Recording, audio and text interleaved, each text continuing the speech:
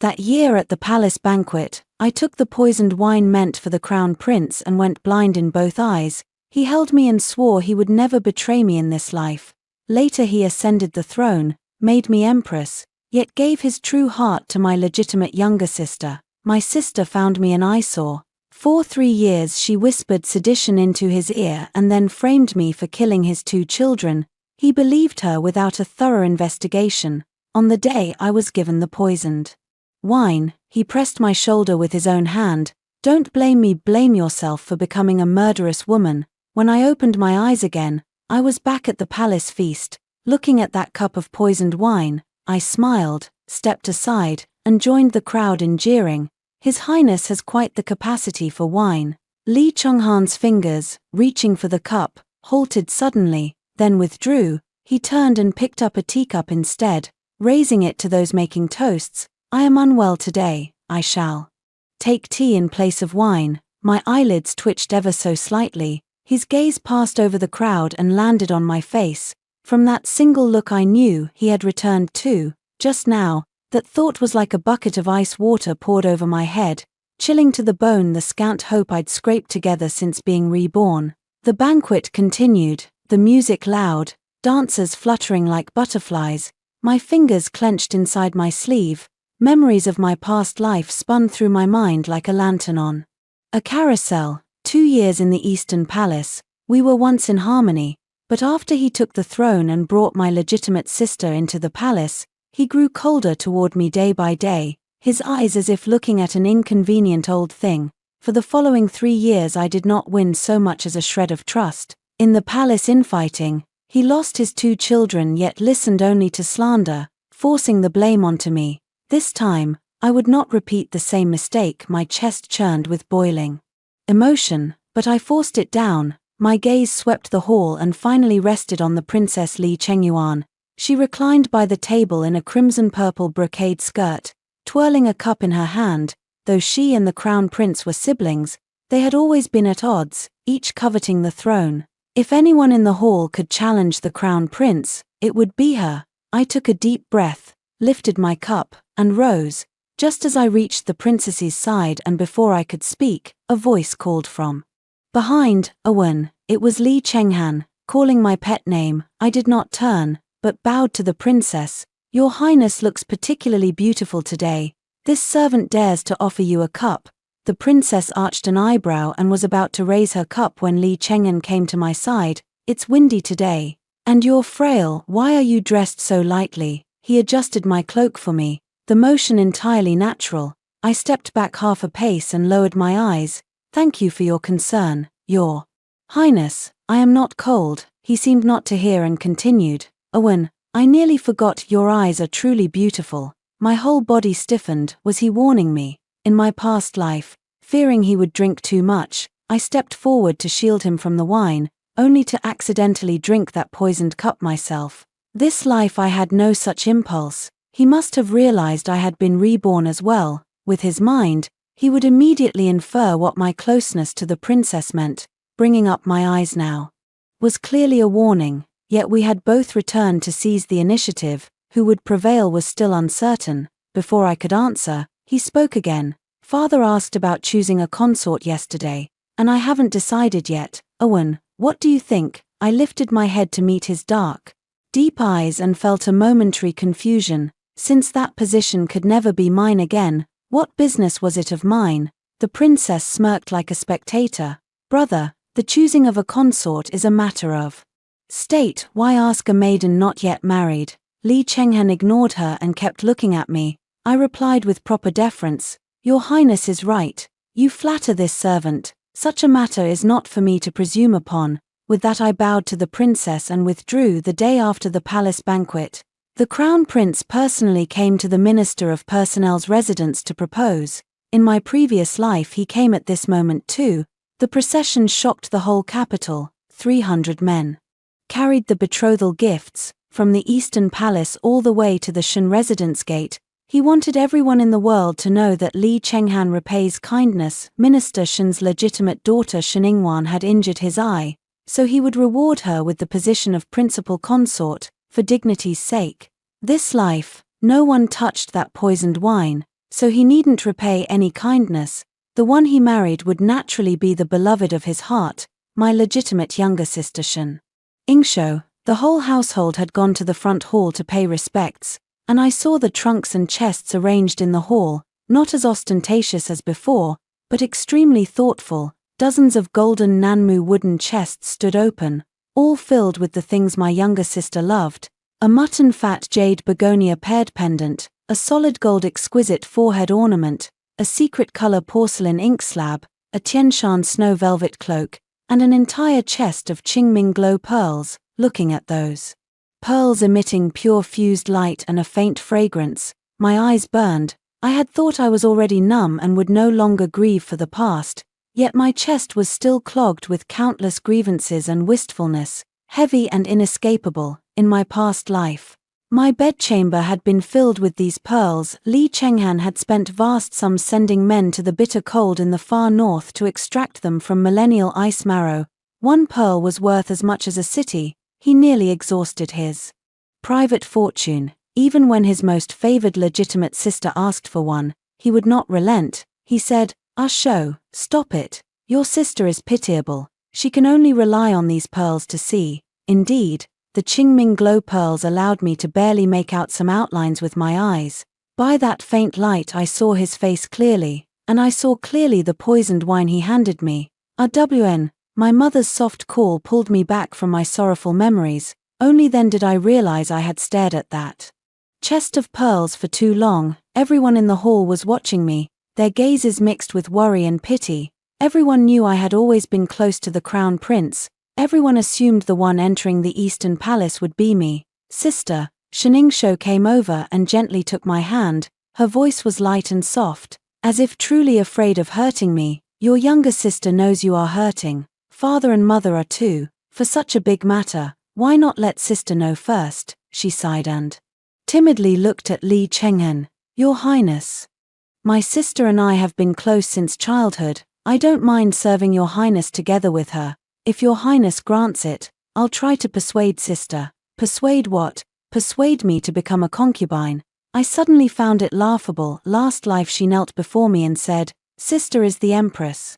I will always be the younger sister. I would never dare to usurp." But that so-called never dare to usurp was only asking for my one life. Your Highness, she tugged at Li Chenghan's sleeve and shook it. Will your Highness consent? Li Chenghan raised his hand and lightly brushed her nose. I won't. Do you like pushing me onto others so much? Aren't you afraid I'll punish you? The affection in his tone was unmistakable. Even Shin Ingsho herself was a little stunned, then gleefully stuck out her tongue at me and apologized in a warm voice. Sister, I'm sorry. Li Chenghan also looked toward me, carrying an invisible pressure. I lowered my eyes to avoid his gaze, walked to the chests, and let my fingertips lightly sweep over the Qingming glow pearls. The touch was icy, just as before. Before, she hadn't gotten a single one. Now he did everything he could to make amends. No wonder people say, love often feels like a continuing debt. My sister is so fortunate. I smiled, my voice calm. Your Highness has been very thoughtful. It so happened that my sister's eyes were about to fail. This would come in handy. 3. In my previous life I was poisoned for 5 years, and I also suffered through 5 years of treatment. Later my understanding of that poison probably surpassed even that of the person who administered it. The imperial physicians were helpless. Li Chenghan invited famous doctors from all over, even asking people to seek out several reclusive masters of medicine in the mountains. They took turns feeling my pulse, testing medicines, performing acupuncture and fumigations. They exhausted all methods, but the results were slight. The senior female physician once told me, this poison that afflicts your Highness is cunning not in its ferocity but in its persistence. It does not take a life at once, yet it will bit by bit eat away at the foundations. I have matched the original poison and can prepare an antidote. Only then did I learn that this poison could not only blind a person, but also render them incapable of bearing heirs, hollowing out the body reborn in this life. The first thing I did was copy out the original poison's recipe. The names of the ingredients, the quantities, the methods of preparation were already burned into my mind. I even knew the poison's nature better than anyone. If one wanted it to act slowly, the best way was to mix it into a salve, to have it touch the skin daily and seep through the pores into the bloodstream. Lip balm was the perfect vehicle. A few days before the court banquet, I did not leave the house. I locked myself in my room and made lip balm by hand all day. I mixed the poison powder into fine beeswax and floral essences, making 6 jars in total, each exquisite and delicate. When they were finished, I neatly arranged them in my cosmetic chest, waiting for Shiningsho to come asking for them. She had always liked my things. Sure enough, the moment she entered my room, her eyes stuck to the makeup box. I laughed and pulled her closer, opening each tin for her to smell. This one, Osman thus, is the most moisturizing. This peach blossom one flatters the complexion most. This rose, I paused, then handed her the bright crimson tin. This one lasts the longest, applies and stays all day without fading. She couldn't put it down and immediately said, "Sister, with your skill you can make more later, just give these to me." I pretended to hesitate before agreeing. She left happily carrying the box and used it every day. On the night before the palace banquet, the signs appeared. She was upset at not getting a seat at the banquet and sulked, begging Mother for the tea house storefront from her dowry. Mother refused. "No, it's already promised to your sister." She then looked at me. That tea house was in a good location and, under my management, had been profitable. She had long coveted it. I interjected at the right moment, "If my sister wants it, let her have it. But in future you mustn't be so playful, you must take more care of the shop." "Does sister really want to give it to me?" she asked, half in doubt. I nodded. "We're all family here, there's no need to separate yours from mine. Autumn dryness has set in lately. I was just planning to have the tea house try some new blends. Why don't you start from there, little sister?" That newly crafted floral tea was blended by me personally, and it happens to amplify the properties of this poison. She was the one who provoked me first. She can't blame anyone else. Wonderful, wonderful. The great joy dispelled her grievance at being unable to attend the palace banquet. She turned to her mother and said, "Mother, you don't know, my eyes have been a bit dry these past 2 days, and everything feels a strain to look at.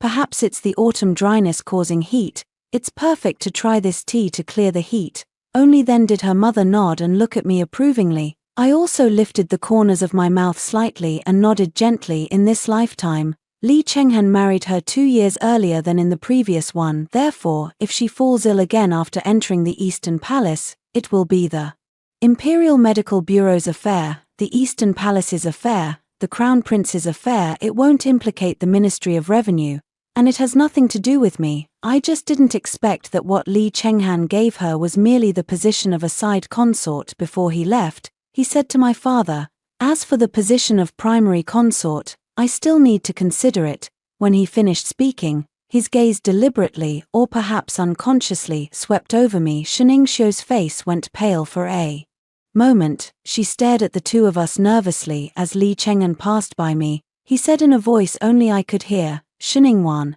don't forget, you still owe me a life." He was talking about the children he had with consort Yarrow in his previous life. I died once, and it only paid for the life of one of his children. As for the other child's debt, he still wants to settle it with me. To protect myself, I went to the Princess Royal's residence and presented the poison recipe. She took one look and dismissed everyone around her. "What do you mean by this?" I straightened my back even more. "What your highness couldn't accomplish, this humble daughter of a minister can accomplish on your highness's behalf." Her gaze was like a blade, as if she wanted to cut me open and examine me inside and out. We all know that the poisoned wine at the palace banquet was her doing. She merely used the crown prince's confidant to present it. She wants Li Chenghan to go blind, to be left without heirs, to never sit on that dragon throne. What is Miss Shen talking about? She naturally wouldn't admit it. The pale fingertips lifted slightly, and the prescription slipped to the ground.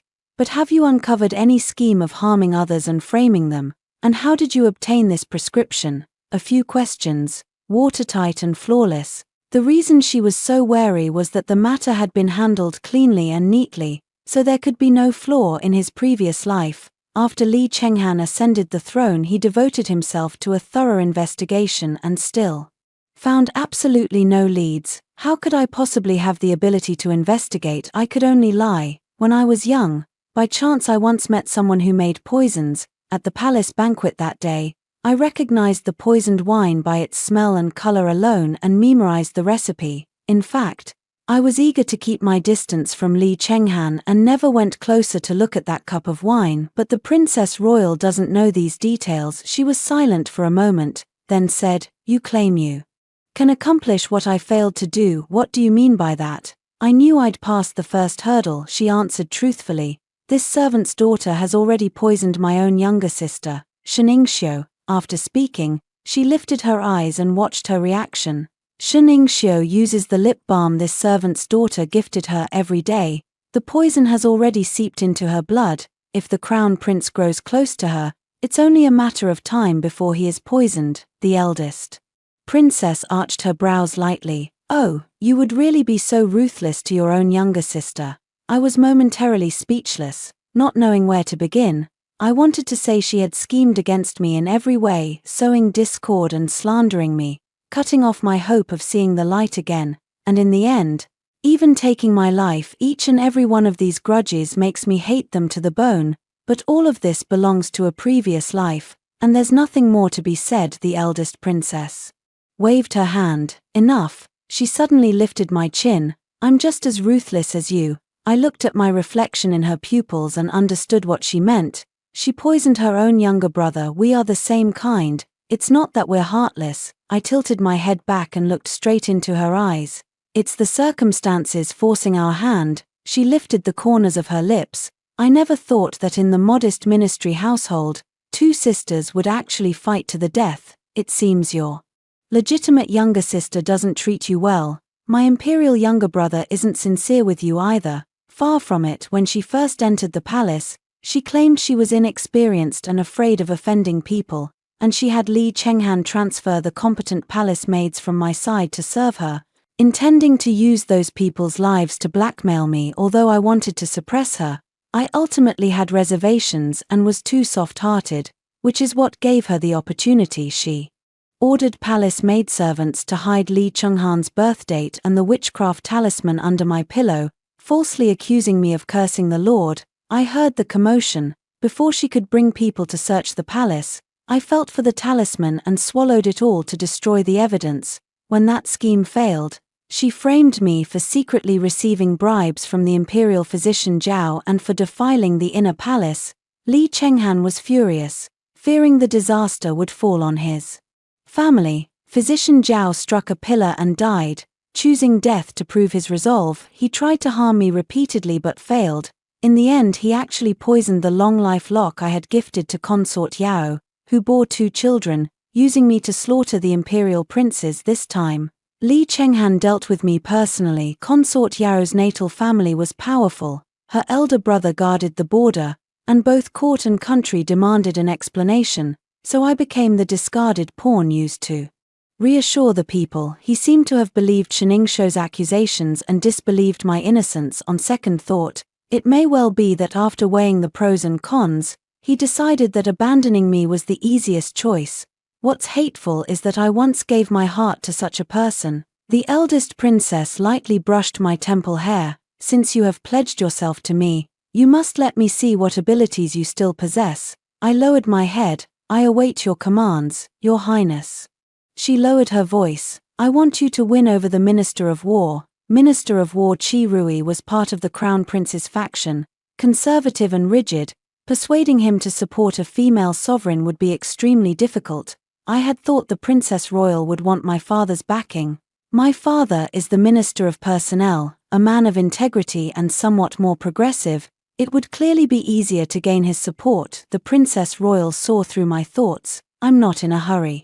About your father, the fate of you and your sisters is still uncertain. Your father is a variable. What I need now is certainty. I have to admit, the siblings are indeed clever. In my previous life my father often told me that even if I became the crown princess, he would not therefore cling to the Eastern Palace but would remain loyal to the emperor alone. Yet in the end, because his most beloved youngest daughter insisted on marrying her brother-in-law, he cast aside all his principles and joined the crown prince's faction. When Li Chenghan ascended the throne and kept his promise to bring Shenningshou into the palace as his wife, lavishing every affection on her, my father led the reformist faction to wholeheartedly support him and help him stabilize the court. My mother also always said that Shenningshou and I were like the palm and back of a hand, and they couldn't bear to favor either side, though it appeared they offended no one. In truth, they believed my eyes were blinded, and my position would not last, and secretly they were helping her. If my closest loved ones treated me this way, I was well aware that the Grand Princess was no different. Whether I or Shenningshou rose or fell was left to fate. They were content to sit back and watch the outcome. I pondered for a long time and ultimately agreed. Circumstances forced me to this. I had to take it one step at a time. Winning the support of Minister of War Qi Rui was indeed difficult, but not entirely impossible. This man has one fatal soft spot: his only son, Qi Yulin. Speaking of him, the capital has only one appraisal, a playboy who has squandered his talents, but the truth is not so. Qi Yulin will achieve great things in the years to come. He is the only son of Minister Qi, born with a handsome face. But he doesn't like reading or practicing martial arts. He spends his days locked away in the manor outside the city, fiddling with carpentry and tiling work, saying he is building a city, a miniature city. When we were young, once he invited me to the manor to see his masterpiece.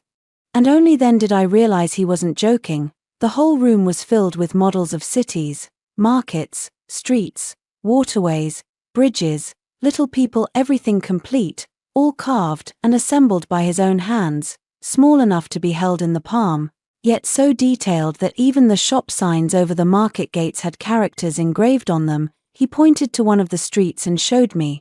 "Does this look familiar?" I leaned in to look closely. The street was straight, the east and west markets laid out in orderly fashion, and even the shape of the pond matched exactly. "Not a fraction off," he said with a triumphant air.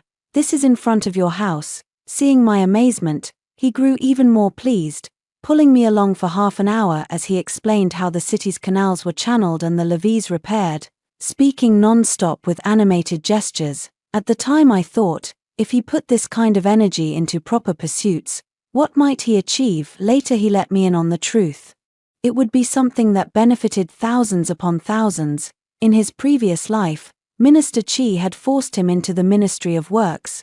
At first he was anonymous. People said he was only getting by on his father's influence. Then the Wei River burst its banks, turning 3 prefectures and 17 counties along its course into a marsh. Officials the court sent were helpless, passing responsibility around until this hot potato landed on his desk. He spent more than half a year on it and submitted a complete set of flood control strategies, from straightening river channels to reinforcing levees, and long-term plans for diverting and discharging floodwaters.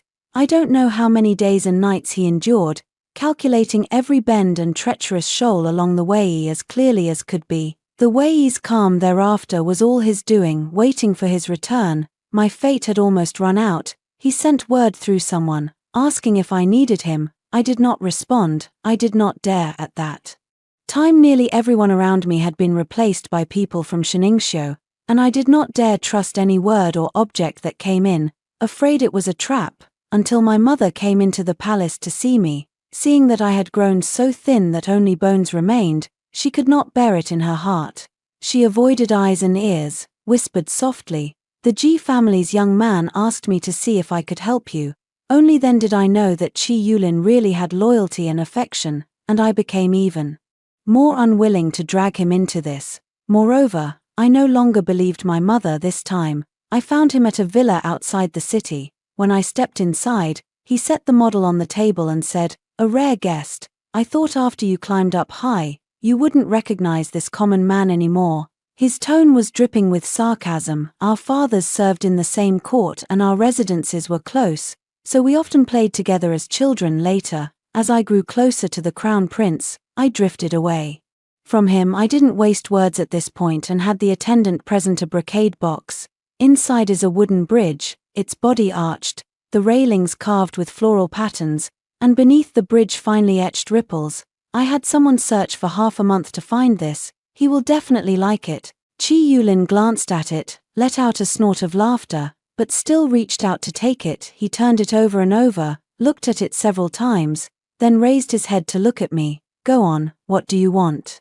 With me, I forced down the urge to kick his backside and asked, would you be willing to enter official service a bit earlier? He froze for a moment, then burst out laughing. Shinawan, who sent you to play lobbyist? I didn't shrink back from his teasing and said bluntly, for myself, oh, you mean my entering office would be beneficial to you? He tilted his head, thought for a moment, then suddenly clapped his hands. I get it, you don't have a chance to marry the crown prince, so you set your sights on me. He spoke with utter certainty, and yet I felt nothing but bewilderment. Shinawan, let me be frank with you, I don't crave fame or office. I can't offer you the honors that set a person above all others. You've truly come to the wrong man. He actually thought I wanted to marry him, and resented him for not holding a single official post. That's not what I meant.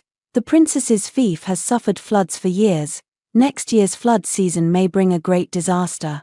Rather than scrambling to respond then, it's better to take precautions now. I was thinking, if you go there to manage the waterways, you can put your skills to use and prevent harm to the people. Minister Qi had long been troubled by this son who refused to take office. If I can persuade Qi Yulin to take the right path, it will be a great help to him when I need his support in the future. I'll have one more bargaining chip. Qi Yulin listened and fell silent for a moment. Interesting, he leaned in toward me. The crown prince told me the same thing. He said he'd permit me to enter the Ministry of Works. Qi Yulin smiled without smiling.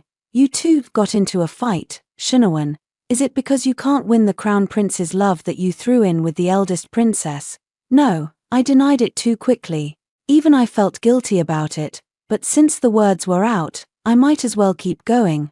The crown prince is not my destined one. He leaned in a little closer, a faint scent of pine coming from him, unexpectedly pleasant. The window in the room was half open, and the evening breeze poured in, making the wisps of hair on his forehead gently sway.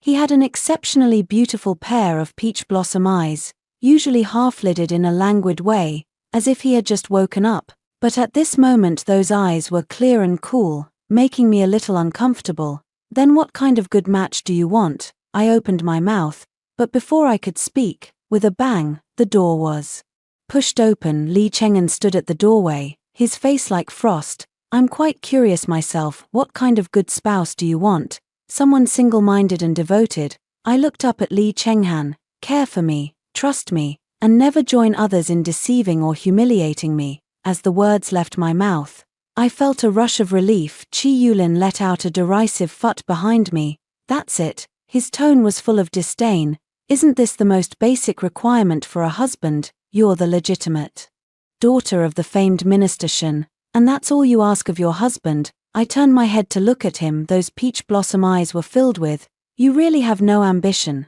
Yes, I smiled. That's it. Li Cheng'an's face looked even worse. His jaw clenched tight as if he'd crushed something hard between his teeth. Qi Yulin didn't care about his expression. Instead, he said, I can meet that request. There was a youthful earnestness in his eyes. Then, would I count as your true love? Ripples suddenly rose across the lake of my heart. For a moment, I didn't take his words as a joke, yet to be seen, I heard myself say. The corners of his lips slowly curved up, laughter hidden in his eyes and at the tips of his brows. All right, he stepped back half a pace and spun in place. Feel free to observe. Qi Yulin, Li Cheng'an spoke, his voice like tempered ice. I have come today on official business. I'll ask you once more, Gongbu, will you come or not?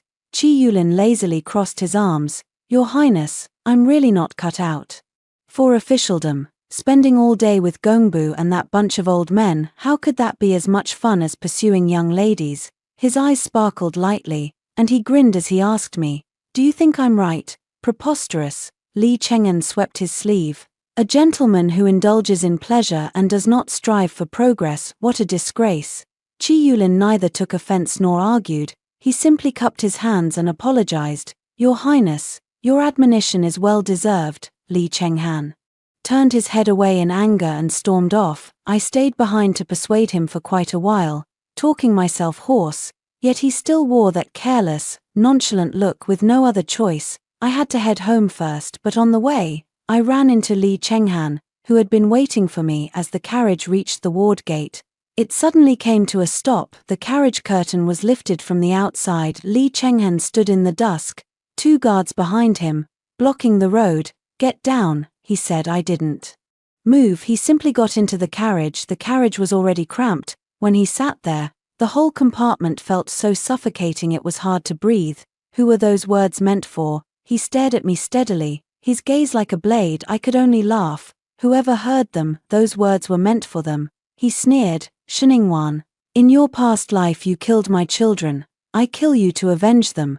Who are you putting on this pitiful, wronged act for?" He had switched to calling himself Zhen. In an instant, the emperor from my past life, the one who could so easily take my life, seemed to have returned, seething with hatred and anger. I couldn't hold back anymore and raised my hand to slap him across the face. How many times have I said it? I didn't do it. My voice wouldn't stop trembling. I've cried, begged, and explained.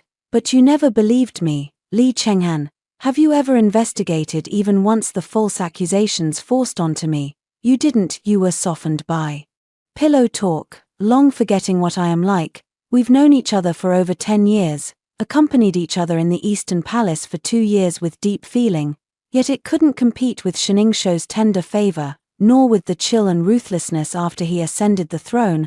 I wanted to say more, to pour out every grievance, to voice all my unwillingness, to berate him until it was a bloody mess, but seeing the handprint on his face, I suddenly calmed, swallowing the rest of my words back down. I don't want to die yet. If you say I'm pretending, then pretend for Qi Yulin to see. I want to film for his sympathy. His expression completely sank. "Sheningwan." He suddenly reached out and grabbed my wrist. "Have you fallen for Qi Yulin? None of your business. You are my empress. How could this have nothing to do with me?" I tore free of his grip and shrank into the corner of the carriage. "Stay away from me, now that there's no longer an eyesore of a blind man like me standing between you and her. Why not let me go?" He closed in on me. "Let you go? Absolutely impossible." He grew ruthless, gripping the back of my head and moving in for a kiss. I instinctively raised my hand and slapped again. Smack! The sound made both of us freeze. "Sheningwan, who gave you the guts to keep on?" "Your Highness the Princess." I squared my shoulders, regaining some courage. "I am the princess's person now. Before your Highness lays a hand on me, you'd better think twice. The poisonous wine from the last life could be delivered to you without God or ghost knowing. In this life it may not be impossible either." He was furious, pinching my chin as he said, "You fool, didn't you think that she already lost to me in the last life? In this life my hold is even firmer. Would I ever take her seriously? You think Imperial Sister is any good? Other than me, no one in this world can grant you a rank beneath only one and above all others." I almost burst out laughing. Never mind whether I even want that position. Even for the 3 years after becoming Empress, when was I ever below no one and above everyone? At best I'm a blind person with an empty title. With your tacit approval, anyone can trample on me. A flicker of hesitation showed in his eyes, his voice hoarse. "Impossible, Lee Chenghan, is it impossible, or are you unwilling to face this possibility? You're the real idiot. Have you never thought that in those 3 years, all my genuine feelings were trampled, every hope came to nothing, and even my resentment was exhausted? Given a second chance at life, how could I ever choose you again without hesitation? What a fool's dream." I closed my eyes, and at last the tears wouldn't stop streaming down when I opened them again after a long while. He was already gone. If I'd had some lingering dread before when facing Lee Chenghan, unsure whether he meant to kill me, after this, I understand completely. He no longer intends to kill me. Even though he keeps demanding my life, he held back from even slapping me twice. I don't care what he's thinking now. Since I've sensed this hint of pity, I'll make good use of it. I can't rely on father or mother, and the eldest princess only sees me as a raft. I can only rely on myself. The first priority is to take down Qi Yulin and prove my worth. Though he never acts properly all day long, he does listen to me to some extent. My looks are decent, and I've never lacked others' attention, but in the past, constrained by my status as the crown prince, No one dared get close now, however. It's a completely different story. The crown prince's auspicious day for taking a concubine was set, and the proposals for marrying me began to increase day by day, the lists of gifts piling up on the long table in the main hall. I was a fine candidate for the head wife. Every madam kept an eye on me, but overnight, the whole capital buzzed that I hadn't fallen for anyone else. Only day after day I chased after that rake Chi Yulin. My parents thought I'd been bewitched. The madams and misses whispered that Chi Yulin had slipped me a potion to cloud my mind.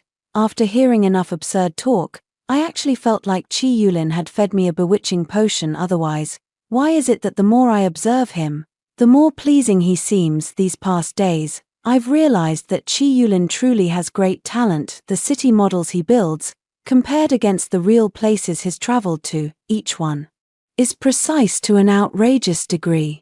He not only could build, he was also skilled in calculations. Once I asked him why the new city's canal between the east and west markets had to make 3 bends. He casually picked up a stick and spent the better part of an incense stick's time drawing in the sandpit, explaining clearly the terrain drop, the water's speed, and the rules of sediment deposition. At the end he said, "If you don't put in those 3 bends, the west market will be flooded once every 3 years." I was dumbfounded. He was also skilled at surveying terrain. Zhuangzi's storeroom was piled high with all kinds of drawings, mountain and river system maps he had painstakingly sketched by hand. For every place he had personally inspected, he marked on the map which river would swell in which season, which mountain had mineral deposits in which direction, and which stretch of road was most prone to landslides in what kind of weather. These things the Ministry of Works officials have been doing all their lives and may not do them as meticulously as he does. "Why don't you want to enter the officialdom?" I couldn't help asking him. He was planing a piece of wood, not even looking up, no interest. I stepped forward and held his hand. "Listen to me, the Wei River will flood badly next year, if flood control isn't stepped up. At the very least a dozen or so villages will be submerged." The carving knife in his hand paused. "Shunawan, I haven't been to the eldest princess's fief, nor have I seen the Wei River, so it's not my place to speak rashly, but I do know you haven't even left the capital. Or are you claiming to be able to predict the future?" "I can." Perhaps my expression was too solemn, and he froze for a moment. "I'm a fairy descended to the mortal world, and I can foresee the weather. Next summer there will be 10 days of torrential rain in a row.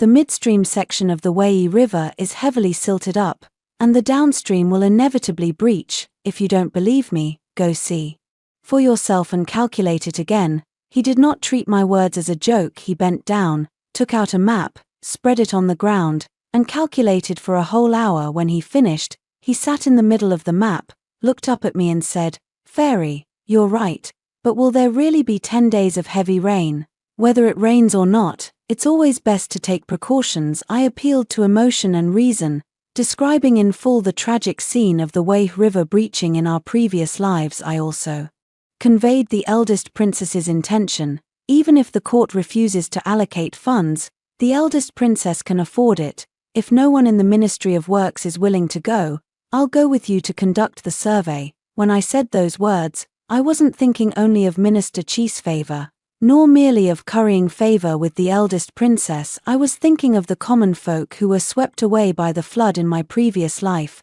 having lived again. If I can save them with Chi Yulin's help, then this second chance won't have been in vain. "I'll go." Chi Yulin cut me off mid-prattle, rubbing his ear. "Stop nagging. Is it not all right if I go?" Mrs. Chi, hearing of this, was overjoyed and ordered many generous gifts to be sent to the Shun residence. She also somehow heard that I would only marry his son. So today she invited my mother to tea, and tomorrow she invited her to the opera. Between the lines she's trying to pin down the marriage. Mother was completely taken in by her coaxing. She came back to discuss it with me. "I think Mrs. Chi is sincere. She can't speak highly enough of you." The father, however, was very hesitant. As Minister of Personnel, he had always prided himself on being a member of the Qingliu, refusing to form factions or take sides. And that was how he had remained steady in court for so many years. Now his younger daughter was tied to the crown prince, and his elder daughter to the Minister of War from the Crown Prince's faction. This Qingliu of his, it seemed, could only flow toward the Eastern Palace. He mentioned it to me in passing. Wanna, that child from the Qi family, take a closer look. There's no rush. I didn't refute him, just smiled. I'm not in a hurry. I still want to stay in the manor and watch the show. Ningxiu's eyesight deteriorated far faster than I expected. Before the auspicious day even arrived, her vision had already grown blurry. Several groups from the Imperial Medical Bureau came and examined her over and over, only to say it was wind heat attacking upward, damaging the optic system. Mother was frantic, and father's brow stayed knotted, even more worried about me than before. Ningxiu hid in her room crying all day, and the more she cried, the more her eyes hurt. When she was done crying, she started throwing things. After she was done throwing things, she grabbed a maid and asked, "Does His Highness the Crown Prince know? Has His Highness come to see me?" The Crown Prince did not come to see her. Instead, he came to find me at the first opportunity. 9 That evening, I returned from Qi Yulin's manor, still carrying the scent of pine on me, pushing the door open and stepping inside. Before I could even change clothes, the courtyard gate was kicked open. Li Chenghan was seething with fury. "What did you do to her?" I set down the cloak in my hand and looked at him calmly. "Your Highness, who are you referring to?" "Drop the act." He approached step by step. Ashio's eyes. "Are they? It wasn't you." I did not step back. "Has Your Highness investigated it?" I asked. He stopped. I tilted my head slightly. "Are you going to ignore everything again and come to accuse me?" His Adam's apple bobbed. "I want the truth from you. Did you do it or not? Or was it the Princess Royal? Do you know anything about it?" I'd have to be crazy to tell the truth when I didn't speak. He actually tried to awaken my conscience. "I know. The years spent together in the Eastern Palace were the most beautiful time for you and me. I should not have shattered that beauty. I should not have hurried to bring her into the household, stirring your jealousy and sowing discord. But Axiu is innocent. She is your own younger sister. Even if someone harmed you in a past life, it could never have been her. She was merely spoiled into arrogance. But her heart isn't wicked. She would never harm her own sister." I raised my hand. I truly couldn't bear his bowing to me on behalf of Ningxiu. In my mind I always treated the Crown Prince who loved me in my youth and the Emperor who later became cold and ruthless as two different men. Only by deceiving myself in this way could I endure the torment of the years in the inner palace.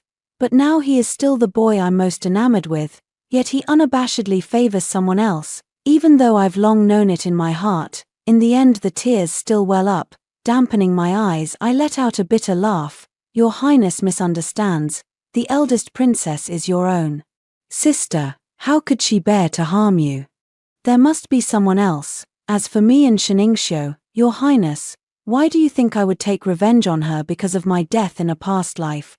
When did I ever say that I was killed by her in my previous life? I've always said I was wronged and don't know who the real culprit is. Could it be? Your Highness knows perfectly well in your heart.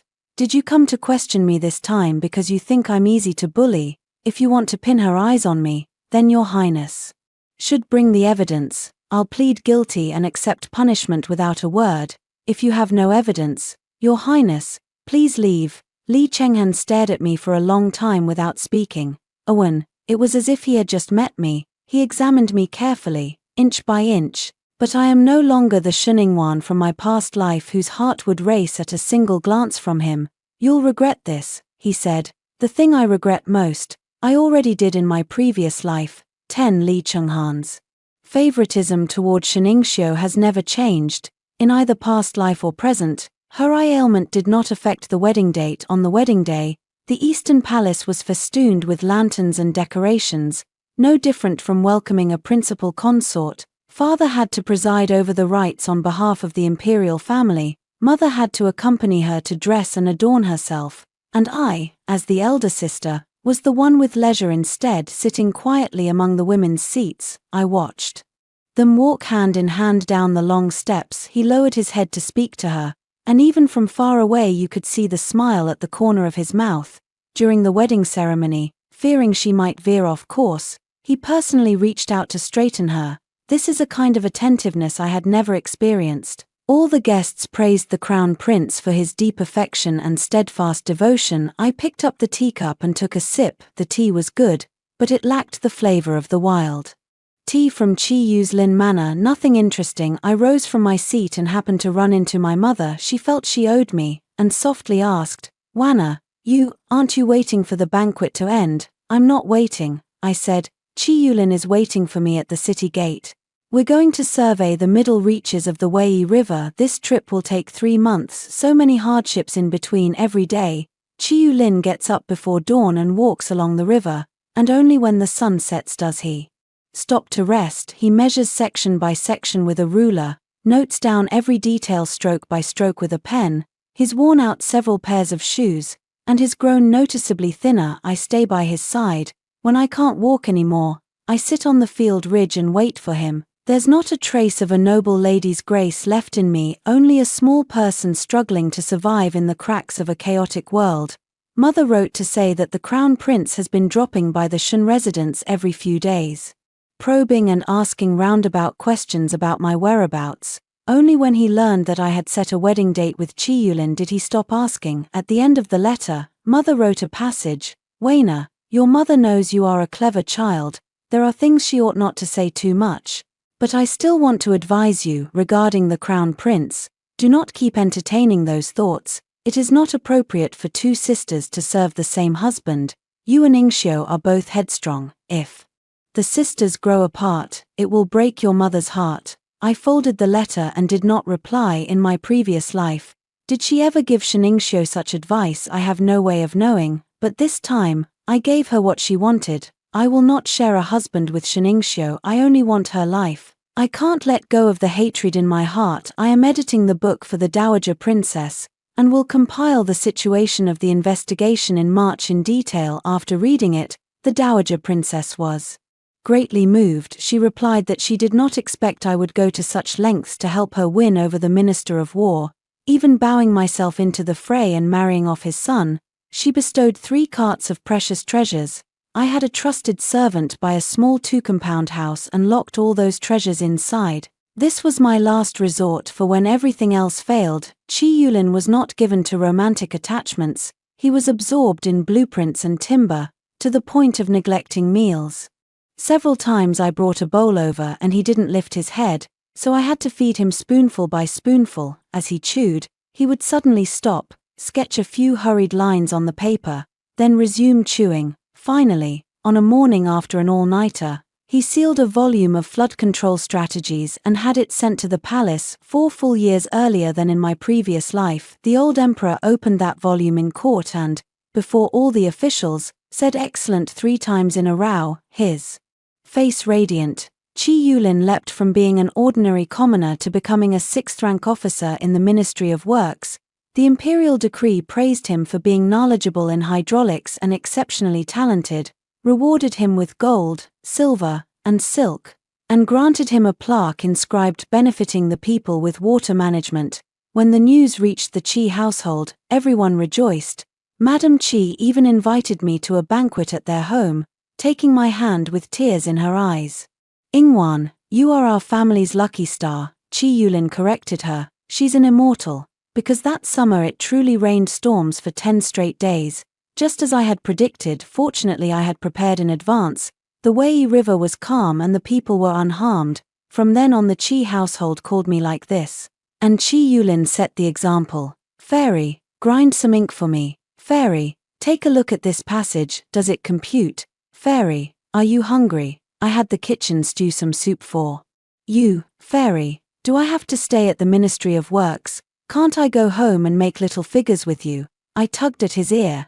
"If you dare lose your official position, I will break the engagement immediately." He shook his head and sighed. With such a pure character, not tainted by commonness, self-purified, not coveting fame, yet to marry a wife who is greedy for power, heaven's will, truly heaven's will. Heaven teases people. I loosened my grip.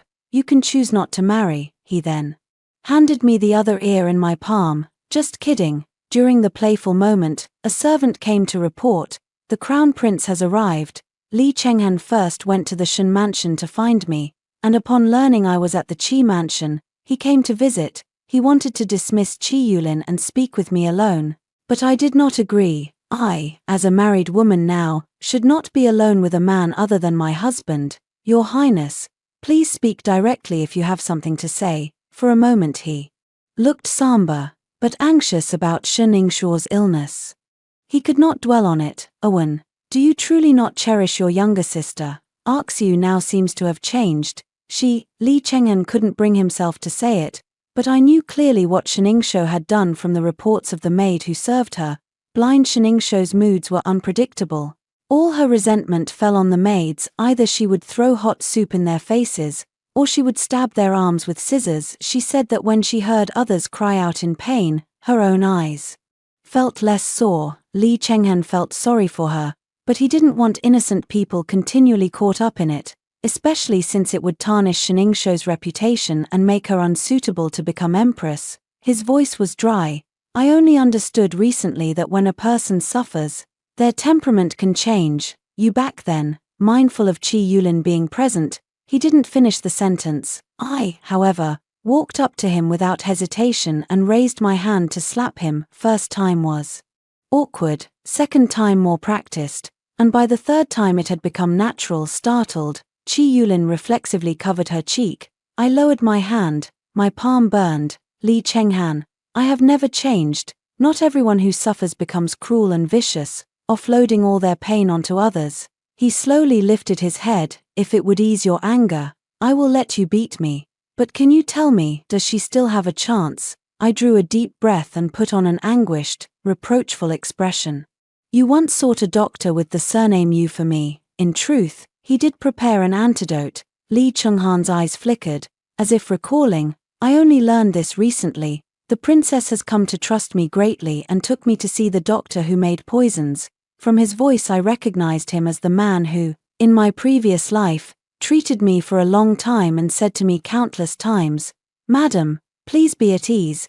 But the antidote he prepared for me had been swapped by a palace attendant Shen Ningxiao had placed by my side. The moment I took it, I tasted a candied fruit with a dusty flavor, obviously useless. Because of that, Li Chenghen called him an incompetent physician and had him expelled from the capital. The Princess Royal told me, you only need to give a little guidance to make the prince come to him of his own accord. Every word I now say to Li Chengjiao is in accordance with the Princess Royal's orders. Dr. Yu opened an apothecary in the south of the city. Go find him. He can save Shen Ningxiao. Li Chenghen said thanks, and when he reached the door he suddenly stopped. Owen, he said with his back to me, you wouldn't lie to me, would you? With your highness so suspicious, I couldn't help thinking that you already know all the things Shen Ningxiao did to me in the past. He stood at the door for a long time again before finally leaving. Only when the footsteps faded outside the courtyard did Chi Yulin come to his senses. He asked me, Shinawan, why can't I understand what you people are saying? I kept my face expressionless and my heart steady. That's how people in official circles speak, roundabout and evasive. There are tricks to it. You'll have to ask me more about them. He immediately replied, but you even dared hit the crown prince, won't you hit me in the future? I smiled. That depends on how you behave. He stepped forward, cupped my face, and his fingertip gently brushed my eyes. What hardships did you suffer before? Tell me. My throat tightened, my voice carrying an almost imperceptible catch. Better not to mention it. He didn't press further, only placing a light kiss on my eyelids. Such beautiful eyes must be well cared for, though I don't know why your sister became blind, nor how she once mistreated you. I'm certain she deserved what befell her. I suppose your father and mother favored her. Never mind, I'll dote on you from now on. The entire Qi household will dote on you. I buried my head in his chest, clutching his waist tightly, unable to hold back sobs. There, he stroked my head repeatedly, his voice as gentle as a feather. If you hit others, you can't hit me. I wiped my tears into a smile.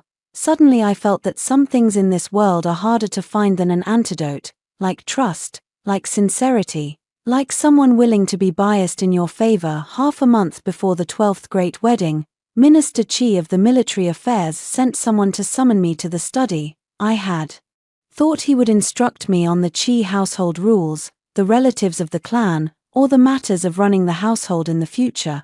But after I entered the study and the door was closed, this usually stern minister of war actually poured me a cup of tea first. Old man only asks you one question: did you marry my son for the grand princess, or do you truly care for him? I held the teacup and did not answer immediately. From outside the courtyard came the sounds of hammering and knocking. The servants setting up the wedding canopy. Chi Yulin's voice mixed in, directing something among them. I married him for both, I said frankly. Chi Shong raised his eyebrows. If I may speak without fear of being laughed at, I'm not very old, but I've seen too much hypocrisy. Only Chi Yulin treated me well. He was the most sincere and expected nothing from me.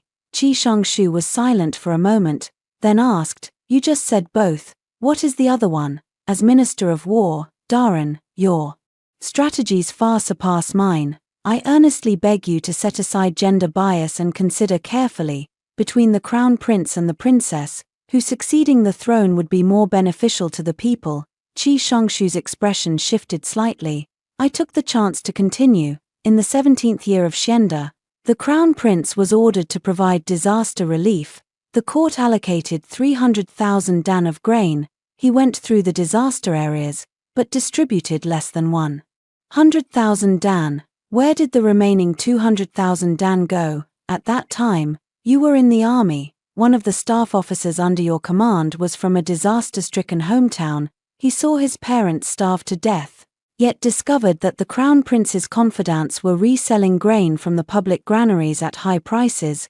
Later that staff officer tried to file a complaint to the court, but before he even left the camp, his legs were broken. Darren, did you investigate this matter and trace it to the Eastern Palace? And then, there was no then, because some things cannot be probed too deeply. That is 1, 2, in the 19th year of Xianda, the crown prince was ordered to train troops in the capital region.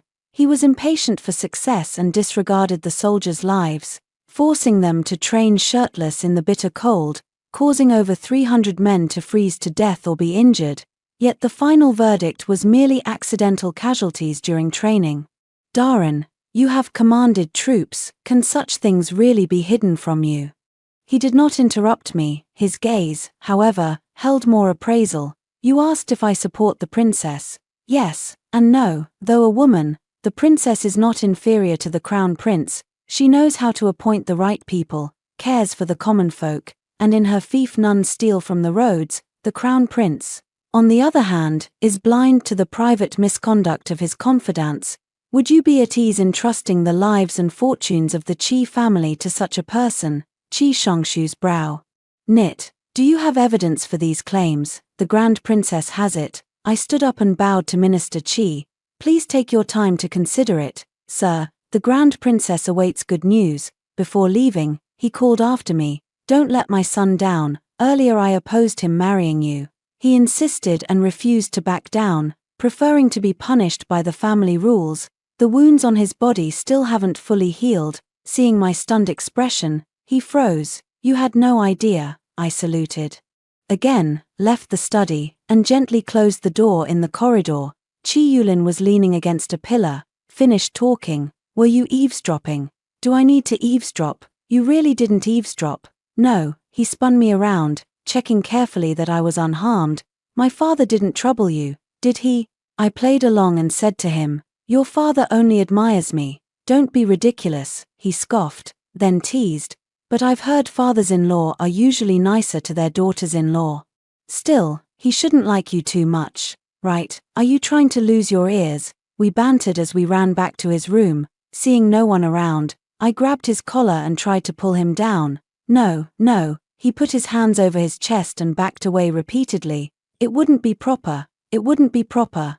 Can you stop being so impatient? I kicked his butt and said angrily, what are you thinking? I heard you suffered family discipline when you married me. Let me see where you're bruised. He froze for a moment, then 2 red patches flared on his cheeks as he lowered his voice. Right where you just kicked. This just makes matters worse. Still want to look? My eyes suddenly prickled. I asked softly, why didn't you tell me? Tell you what for? He reached up and flicked my forehead, his tone a little coaxing. Don't cry. Mortals who marry a fairy should expect some trials. Otherwise I'd feel uneasy myself. I glared at him. He grinned and changed the subject. All right. I'll escort you back to the Shun residence. Honestly, you haven't even married me yet and you already revolve around me all day. There was not a trace of displeasure on his face when he said this, only pride. People in the capital say I'm skilled at charming a wife. I don't even bother responding to them. Shut up. Oh. 2 days before the 13th grand wedding, word came from the Eastern Palace. The Crown Prince's concubine Sheningxiu had died. My mother fainted on the spot. My father's face went ashen, and he nearly lost his breath. I stopped the messenger and clarified the details after treatment by Dr. Yu.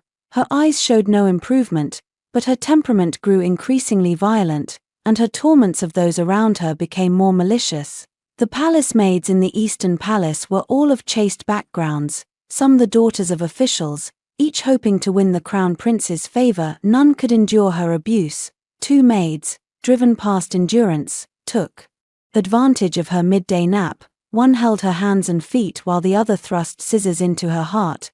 By the time Li Chenghan arrived, she was barely breathing and left only one sentence: that the Crown Prince should execute every maid who had served her, leaving none alive. This was a scandal of the Eastern Palace that ought to have been buried, yet for some reason it spread across the capital overnight. Everyone knew the Crown Prince had blooded the Eastern Palace on behalf of his concubine, sparing not even the imperial physicians. Another piece of news circulated: the Crown Prince had been poisoned, the poison of the same strain as that which afflicted Sheningxiu. The imperial doctors diagnosed that the Crown Prince had no heirs. Now, impeachment petitions against the Crown Prince piled upon the imperial desk, and old charges of his tolerating cronies who embezzled disaster relief grain and brutalized soldiers during drills were revealed one by one. The old emperor sat on the dragon throne, his complexion ashen. After the court adjourned, Minister Qi did not return directly to his residence but went to the Princess Chang's mansion.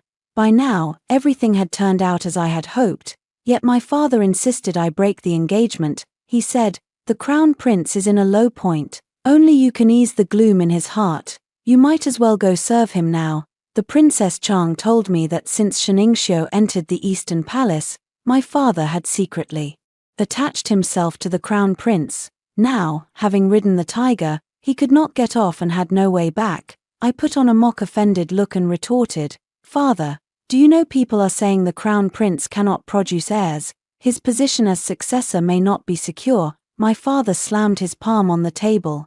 "Nonsense." He then straightened, slowed his voice, and continued to urge me, "Even if true, the palace is full of skilled physicians. Why worry about treating His Highness?" My mother also urged, "Wanna, your sister's bones are barely cold. You shouldn't be arranging a wedding now. Why not listen to your father?" A chill spread through my heart. Why had I not seen their faces clearly before? Father and mother, perhaps you do not yet understand the present situation. The Crown Prince's deposition and the Princess Chang's accession are already decided. The fortunes of my family and the Qi household rise and fall together, if the Shun household wants to survive. It depends on how I curry favor with the Princess Chang. Only then did my father suddenly realize the closeness between me and the Princess Chang, why since returning from the imperial banquet I had been visiting her mansion daily, and why ties with the Qi household had grown so close. It turned out I had involved myself so deeply. My mother belatedly grasped it too, struck my face with a slap, and scolded harshly, "You, for your own sake, have turned against your own sister and her husband, dragging our Shun household into ruin. I carried you for 10 months and raised you, and you become such a curse." I spat a mouthful of blood, lifted my head and stared at her. "What is wrong with finding a way out for myself? You hurried to pick sides and chose the wrong camp, then try to throw the blame onto me." My father raised his hand to strike me. I dodged and said coldly, "From now on, Father, do your duty and be content to be a loyal minister." Having said that, I turned decisively and looked at them one last time. 14. The wedding date with Qi Yulin remained unchanged. Not a day moved. My father and mother did not attend. The Qi household, however, preserved full face for me, red silk laid from the main hall all the way to the alley mouth. Qi Yulin rode a bay horse to fetch the bride. Alighting, he nearly tripped on his robe's hem. provoking laughter from the gathered townspeople. Once steady, he reached out his hand toward me, his voice amused. "Fair maiden, take your seat in the sedan." With the red veil over my face I could not see him, but I could hear him. Laughing over the firecrackers, the sedan was lifted, and behind me the vermilion gates of the Shun residence closed heavily. I did not look back. On the night of the wedding, the palace bell of mourning at the Eastern Palace suddenly tolled. Crown Prince Li Chenghan slit his own throat before the shrine of his concubine, Qi Yulin, and I, however, drank the ceremonial nuptial wine as if nothing had happened, our hearts united, and made love all through the night. The princess had been involved. With me, should I have spared Li Chenghan's life at that time? I retorted. If he were to gain power today, how would he treat your highness? I think she understood that clearly. In the previous life, after Li Chenghan ascended the throne, he sent a length of white silk to the princess's residence. Publicly they only said the eldest princess had taken her own life, and he did not even grant her a posthumous title. He said that a woman's body could never dare contend with him for the world. More than that, he insisted on having his way. It was a matter of course. The old emperor already had little time left, and with the crown prince dead his health declined even faster. 3 months later, the edict was issued. Succession passed to the emperor's eldest daughter. On the day the empress ascended the throne, the capital saw the first snowfall of the winter. I stood under the corridor of the Qi residence, watching the snow fall across the sky. Last life. At this time I could only sketch the fall of snow from memory, while palace women deliberately told me things to hear, what new garments Shiningsho had acquired, what rewards she had received. Then I thought my life would probably be like that forever. Now I see that changing who sits on the dragon throne is not so difficult after all. After the empress took the throne, her first task was to straighten the court. Minister Qi was promoted to the Grand Secretariat. Qi Yulin was raised to Deputy Minister of Works, and I too received an imperial commission. Father, however, was demoted 3 grades and sent to a sinecure in Lingnan. On the day he left the capital, he entrusted someone to bring a letter to me, saying the family wanted to see me once more. I did not go. I no longer wanted to give myself more grief. I already had a family I had chosen. Another year passed in the blink of an eye. Year after year the flowers look the same, but people change with each passing year. Sometimes I remember that in my previous life I had hoped with all my heart that Li Chenghan would uncover the truth, that he would regret it, see my virtues again, and recognize Shiningsho as the truly malicious one. Now I finally understand that before favoritism, the truth amounts to nothing. He loved Shiningsho and was willing to become blind for her. Her humiliations of me, in his eyes, were mere tantrums, jealousy, or play. Even if the truth were exposed, it would only cause a momentary pang of guilt and nothing more. Li Chenghan treated me this way, and my parents did too. Most of the world's affections are like this, lamentable and worthy of song. Fortunately, in this life there is one less emperor opening his harem wide and provoking women to vie for favor. The daughters of the Yarrow family need not enter the palace as concubines, need not bear children for someone they do not love. I still remember the night she wept as if her heart were torn apart. I too tossed and turned and could not sleep, while only Shiningsho in the palace kept calling for water without end. Truly pitiable and lamentable. This life the empress is wise. I too can live out my days in peace. Qi met Lin Songgong when he returned, brushed the fallen snow from his body, stepped inside and first took the hand warmer to warm his hands. Only when his palms grew hot did he come to touch me. Fairy, he said, the spring flood of the Wei River is coming. I have to go. How long are you going for? A month or 2. Oh, he kissed my forehead. Can you come with me? Of course I'll go with you. Favoritism, after all, is precious because it's mutual.